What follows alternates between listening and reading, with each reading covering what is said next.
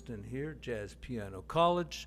The chart, I couldn't believe the only chart I could find was the one in the old Real book. None of the new Real books have this song, and it's such a popular song, so I don't know what happened there. But anyway, the chart's down in the description. Go down there, like and subscribe, and then just click on the link and you can get the chart, for free. It pops right up. Okay? I'm going to cover it in the key of C because that's the key it is here in the Real book. Most people, I got to tell you, they play it in the key of E flat. Maybe it was originally in the key of E flat or something. But I see here that Sonny Rollins and Bill Evans played this, and they probably did it in this key, so why not do it in the key of C? If you think the song is going to be an easy song for beginners because it's in the key of C, guess again. But it's not too terribly difficult.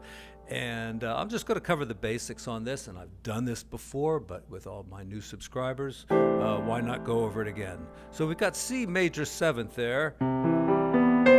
Now typically, when you have a major 7th chord and the root's up here, you have a minor 9th here, which is a pretty horrifying interval, as you can hear. So a lot of times they just change it to a 6th chord.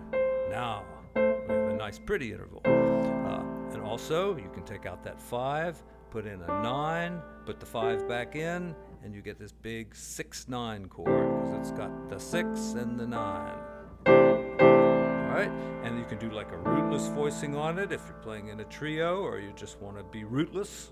And you can add the 5th back in if you like and have this chord. Now we get C minor. All right, that's C minor.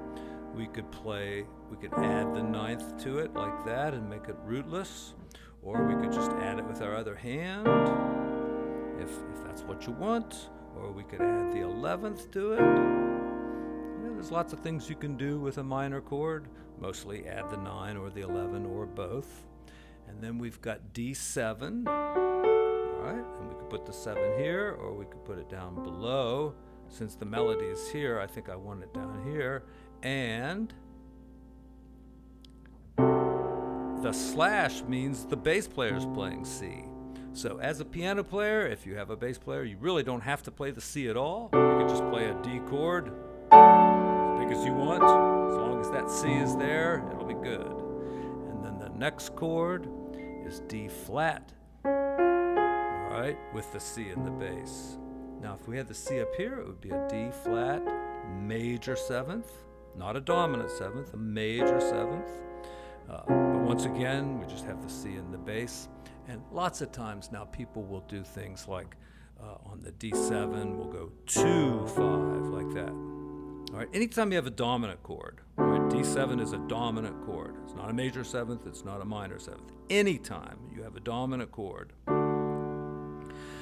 it is theoretically possible to precede it with its relative 2. Like if we were in the key of G, right? The 5 chord is the dominant chord, the 2 chord would be A. So what you do is you kind of think the cycle of fifths in reverse. Instead of like going down a 5th, you go down a 4th, right? Because the 4th comes before this note. So you're thinking in reverse, The dominant chord leads to a G.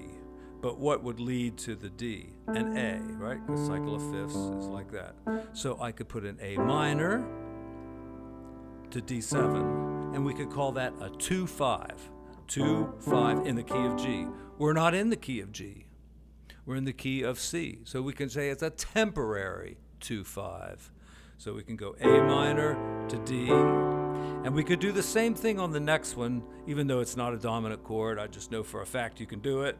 A flat minor to D flat, A flat minor to a D flat 7th. All right? But hey, it's perfectly fine to just go D over C, and then D flat over C, and C over C, though it does say major 7th. So let's add that. And now why is the major 7th okay now, but it wasn't before? Well, because the melody before was a C. Now it's a G. And that sounds, that's okay, right? That's a good interval. We say it's a consonant interval, all right?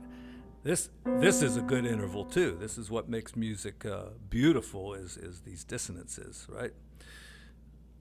You disagree. Yeah, maybe I'm wrong. But in my opinion, and in Stravinsky's opinion, and in just about every jazz player's opinion, the dissonances is kind of what makes it beautiful. All right, that's the A section, and let's improvise over it. All right. I used a scale, but I gave it a little rhythmic idea.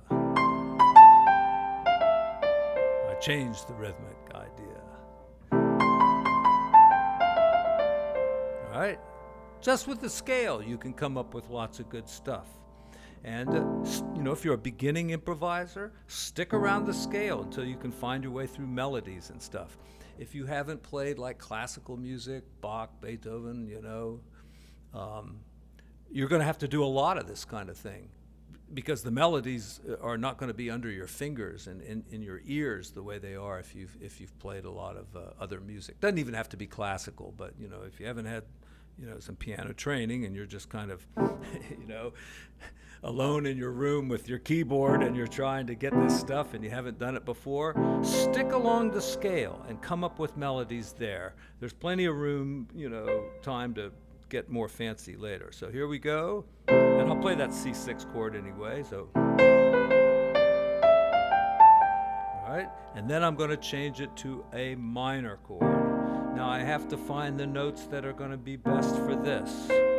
So obviously that ain't the one. We have to go to a minor scale, which is just like a major scale. You just flat the third, and then could be some other changes, but that's the important one there. You can use these other notes, but typically now, instead of the B, we'll put the B flat in there because it's in the chord, you see, C minor 7th. Right, so let me use that scale. I'll flat that note, and then I'll flat this note here, all right? And stick along the scale like I'm doing.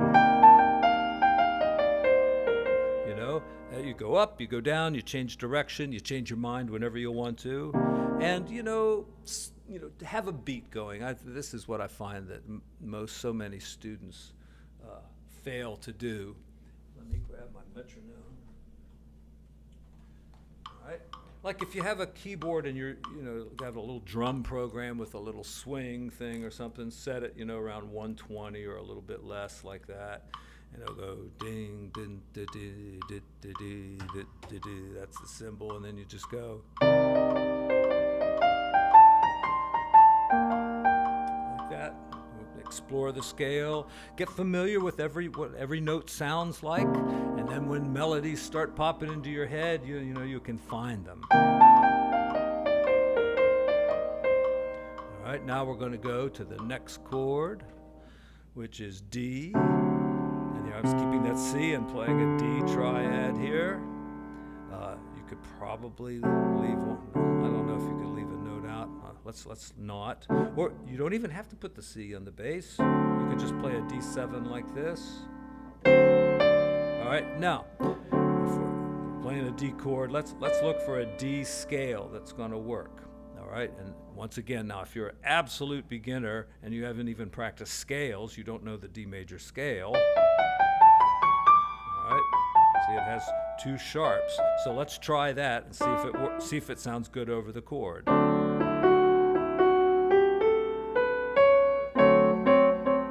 I don't like that one, and it's because we've got that horrible interval again. It can be beautiful, but in this case, it's not. So let's change that note, okay? So we're taking the D major scale, and on the 7th note of the scale, they call this the leading tone because it leads you back to the root again. We're going to take that note and flat it because it just sounds bad if you don't. All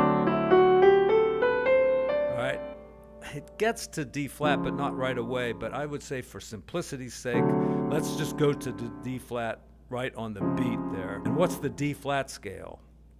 All right, for you beginners, you're screwed. No, it's not hard. I mean, it's got all the black keys in it, for one thing. And it's also, you got to figure out now which of the white keys here is going to work. So not that one. So we got this one, and up here, it's going to be that one. Either note sounds good, and I think you could get away with either one. So here's the scale,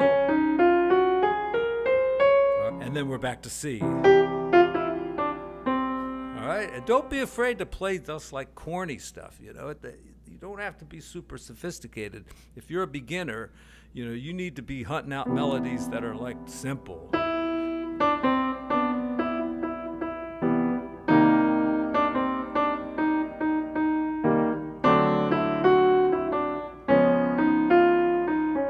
I played a dominant chord there, and that is, that's because it's typically done. But if the bass player's playing C, that much sounds okay, but I'm getting pretty dissonant there. All right, here we go again. Or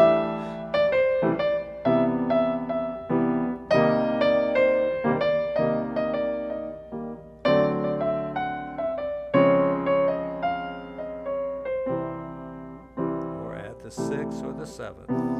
All right, now I'm only going to cover, I think, the first A section, because in exactly 5 minutes a student is walking in the door and I got to go to work. So let's cover the first A section. This is a 2-5-1 in C. You can use all white keys. You can invert the dominant chord here. So this is the minor chord. This is the same chord I played before, but with these two notes moved down, so it's simple to do, and then move these two down and you get C major 7th, and play all white keys. All right, now I have to prove that I'm at least a jazz player, so let me just do something that sounds jazzy. All right, so I use some extra stuff there, but I don't want you to think I'm just some hack.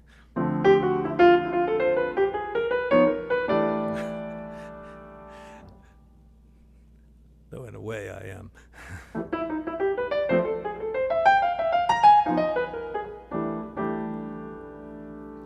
So we got a 2 chord. All right, we got the 5 chord. Now here's the first thing you can do to make it kind of jazzier. Take that root and move it up a half a step, okay? So it's still a G chord, but you don't have a G in it. We call this a rootless voicing. All right, and then look for some notes that'll sound good with this chord. How do you do that? You try out stuff. D minor. Oh, I don't think I talked about this.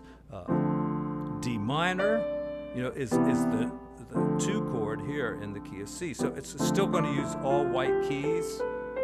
You can pass through some like this, but stick to the white keys for now. And then look for what sounds good with this. That sounds good, right? All right. That's in the G scale. How come it doesn't sound good? Because we got this down here, so. See, so that might work. You can make a little line. All right. This is without getting into all the theory of the diminished scale and all that kind of stuff. This is how composers, learn. Jazz composers, even classical composers, when they're little babies and stuff, they kind of pick this stuff out, and if they're like geniuses or they have really good instruction, from their dad, like Mozart. And that just reminds me, let me do my book review real quick. This is such a fabulous book. I saw it on one of my musical heroes. I put a picture of what he's reading, and it was this book, so I ordered it. And it's all about the backstories. This is a very good writer too, and Peter Guralnick, and he's been doing it for Rolling Stone forever. And anyway, he's a great interviewer. And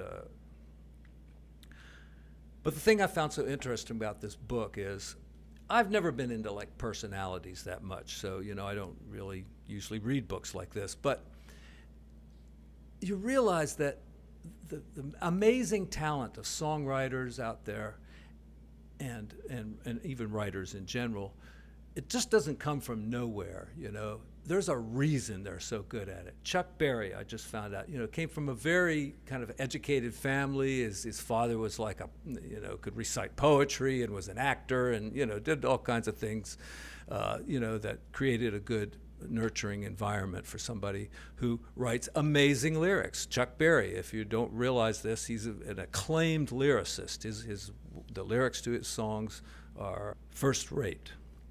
And what else did I learn in this book? Some people like, take somebody like Johnny Cash, knows everything about country music. That's where it comes from. He's not just a good singer and can write good lyrics. He knows what came before him. He's studied it. He knows the people. He knows the songs. He knows the whole culture of the thing. Dwight Yoakam's the same way. Billy Joel, rewrites his lyrics like 40 or 50 times before he gets them the way he wants them.